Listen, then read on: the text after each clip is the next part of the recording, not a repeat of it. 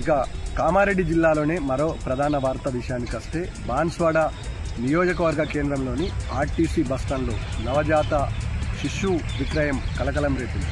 2 రోజుల పసికందును తల్లి ఆ శిశువును అమ్మకానికి పెట్టింది. ఈ నేపథ్యంలో ఆర్థిక స్తోమత బాగోలేక శిశువుకు తండ్రి లేదని సాక్కోవడానికి ఇబ్బంది అవుతుందని తల్లి అంటుంది. ఈ విషయాన్ని స్థానికులు గమనించి పోలీసులకు శిశుతో పాటు ఆ తల్లిని పోలీసులకు అప్పచెప్పారు. పోలీసులు పూర్తి స్థాయిలో దర్యాప్తు చేస్తున్నారు. ఎందుకోసం శిశువును అమ్ముకోవాల్సిన పరిస్థితి వచ్చిందనే విషయంలో దీని వెనకాల ఎవరున్నారనే అంశంపైన పోలీసులు కూపిలాగుతున్నారు.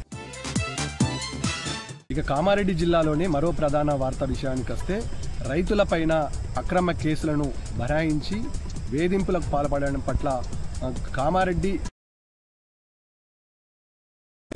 సురేందర్ మండిపడ్డారు.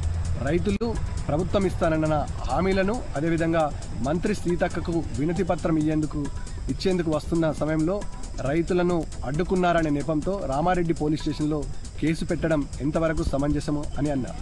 ఈ నేపథ్యంలో రైతులు గత కొద్ది రోజుల నుంచి ఇబ్బందులు ఎదుర్కొంటున్నారు.